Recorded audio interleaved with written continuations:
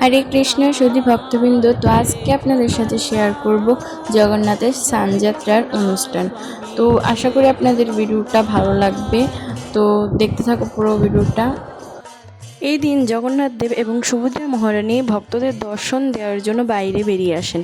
এই দিন সব ভক্তবৃন্দরা জগন্নাথ এবং সুভদ্রা মহারানী এবং বলদেবকে স্নান করাতে পারে। তো তোমরা দেখতে পাচ্ছ জগন্নাথ এবং বলদেব এবং সুভদ্রা মহারানীকে এখানে এনে রাখা হয়েছে। এখানে খুব সুন্দর করে জগন্নাথ, বলদেব, সুভদ্রা মহারানী স্নান করানো হবে। এখানে কি অপরূপ সুন্দর যে বস্ত্র পরিধান করেছেন জগন্নাথ, বলদেব, সুভদ্রা মহারানী। তো আসুন সকলে মিলে বলি জয় জগন্নাথ। এখানে খুব সুন্দর করে আরতি করানো হচ্ছে জগন্নাথ, বলদেব এবং সুভদ্রা মহারানী। তো তোমরা হয়তো জানো যে জগন্নাথের এই দিন স্নান করানোর পর জগন্নাথ দেবের 15 দিন জ্বর থাকে এবং এই 15 দিন কোনো ভক্ত জগন্নাথ দেবের দর্শন করতে পারে না। এখানে জগন্নাথ, বলদেব, সুভদ্রা মহারানীর আরতি চলছে আর সকল ভক্তবৃন্দরা দাঁড়িয়ে দাঁড়িয়ে আরতি দর্শন করছে। এখানে খুব সুন্দর করে আমরা সকলেই নৃত্য করছি।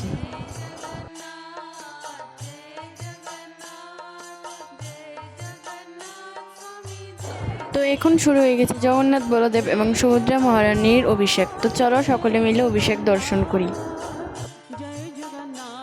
এখন ফলের রস দিয়ে জগন্নাথ, বলদেব, সুভদ্রা মহারানীর অভিষেক করানো হচ্ছে। বিভিন্ন রকম ফল দিয়ে আপনারা অভিষেক করতে পারেন।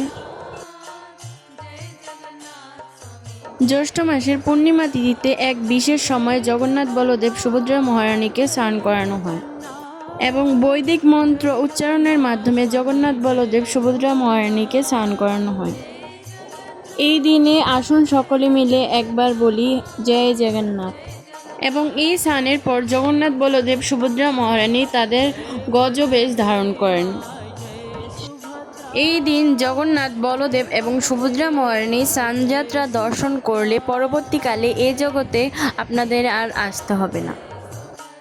স্নান করার পর জগন্নাথ, বলদেব এবং সুভদ্রা মহারানীর জ্বর হয়। তো এই জ্বর থাকে 15 দিন। এই 15 দিনের সময়কালকে বলা হয় অনশন। আপনারা কি জানেন জগন্নাথ দেবকে কত কলসি জল দিয়ে স্নান করানো হয়? হ্যাঁ, জগন্নাথ দেবকে 108টি কলসির জল দিয়ে স্নান করানো হয়। স্নানযাত্রার আগের দিন বিকেলে কুয়ো বা পুকুর থেকে কলস দিয়ে জল এনে রেখে দিতে হয়। পরদিন সেই জল দিয়ে জগন্নাথ দেবকে স্নান করানো হয়। এখন জগন্নাথের গায়ে আমি একটু হলুদ লাগিয়ে দিচ্ছি। হলুদ লাগানোর পর সকলে মিলে একসঙ্গে জগন্নাথের গায়ে জল ঢালানো হবে। এখানে বাবা ধুলি স্নান করিয়ে দিচ্ছে জগন্নাথ, বলদেব, সুভদ্রা মহারানীকে। তো আপনারা দর্শন করুন। জগন্নাথ দেব তার ভক্তদের দর্শন দেওয়ার জন্য রথযাত্রা এবং স্নানযাত্রায় আসেন।